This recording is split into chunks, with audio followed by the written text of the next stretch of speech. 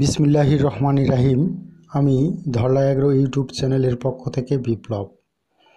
আপনারা যারা দেশ ও দেশের বাইরে থেকে দেখছেন সকলকে জানাই শুভেচ্ছা ও স্বাগতম। অনেকেই জানতে চেয়েছেন ভুট্টা রোপণের কতদিন পর আমরা কি ভিটামিন প্রয়োগ করব। ভুট্টা রোপণ থেকে কতদিনের ভেতর অনেকেই বিভিন্ন রকম ভিটামিন প্রয়োগ করে, সেটি আমরা কখন করব। যেহেতু ভুট্টা রোপণের সার প্রয়োগ করা হয়ে থাকে 20 থেকে 30 দিনের ভিতরে, তাহলে কখন আমরা ভিটামিন স্প্রে করব।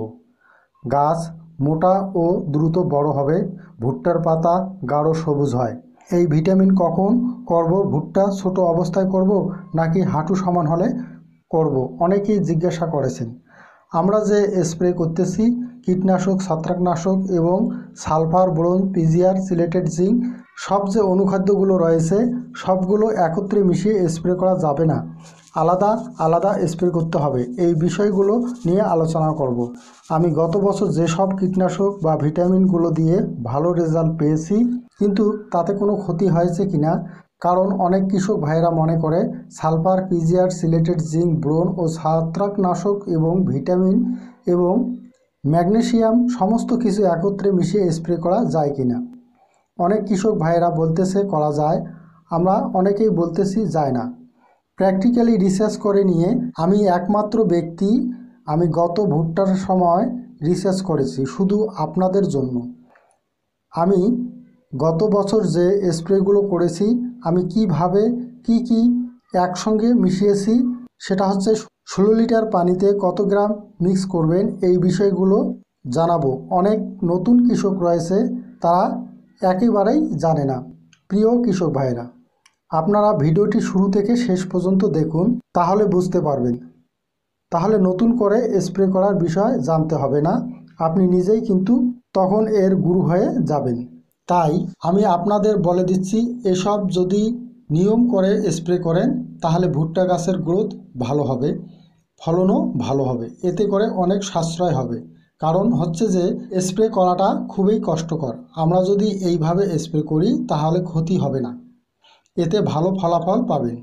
আমরা অনেকেই স্প্রে করি কিন্তু স্প্রে সঠিক নিয়ম জানি না।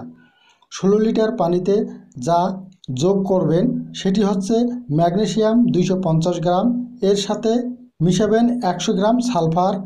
আপনারা সালফার হিসেবে সিনজেন্টা কোম্পানির থিওবিট দেবেন, এর সাথে দেবেন ম্যানকোজেব 25 গ্রাম, আবার এর সাথে যোগ করবেন কার্বন ডাইজিম 10 গ্রাম, এর সাথে যোগ করবেন সিলেটেড জিঙ্ক 10 গ্রাম, এর সাথে যোগ করবেন সালফার বোরন 25 গ্রাম, এর সাথে যোগ করবেন পিজিআর, সেটা হতে পারে ফ্লোরা বা বায়োগ্রিন 50 মিলি। পিজিআর স্প্রে করলে গাছ যে উঁচু নিচু হয় সেটি কিন্তু আর থাকবে না। আমি সবগুলো একত্রে মিশিয়ে স্প্রে করেছি। যদি আপনাদের সময় থাকে তাহলে আলাদা আলাদাভাবে স্প্রে করতে পারেন, তাতে কোনো সমস্যা নেই। আমি যে এতক্ষণ আপনাদের যে উপাদানগুলোর কথা বললাম এগুলো ভালোভাবে মিশিয়ে নেবেন, কারণ যেহেতু এখানে সালফার দেওয়া হয়েছে, সালফারগুলো ভালোভাবে না মিশিয়ে নেন তাহলে কিন্তু মেশিনের নলে আটকিয়ে যেতে পারে, এতে করে স্প্রে করে শান্তি পাবেন না। এই কারণে সবগুলো ভালোভাবে মিশিয়ে নেবেন, তারপর স্প্রে করবেন। এখন স্প্রে করে ভুট্টা যখন হাঁটু সমান হবে তখন, কারণ ছোট অবস্থায় ভুট্টার গাছ এই অনুখাদ্যগুলো গ্রহণ করতে পারবে না। সুপ্রিয় দর্শক শ্রোতা, এতক্ষণ আপনারা এই ভিডিওটির মাধ্যমে বুঝতে পারলেন কখন ভুট্টা গাছে কি অনুখাদ্য, ভিটামিন, ছত্রাকনাশক প্রয়োগ করবেন। আজকের মতো ভিডিও এই পর্যন্তই। আমার এই ভিডিওটি যদি ভালো লাগে তাহলে একটি লাইক দিবেন এবং আপনাদের কোনো মতামত থাকলে কমেন্ট করবেন। এবং আমার এই চ্যানেলটি যেহেতু কৃষিভিত্তিক, তাই নতুন নতুন ভিডিও পেতে অবশ্যই চ্যানেলটি সাবস্ক্রাইব করে বেল আইকনটি বাজিয়ে দেবেন। সবাই সুস্থ থাকবেন, ভালো থাকবেন। আল্লাহ হাফেজ।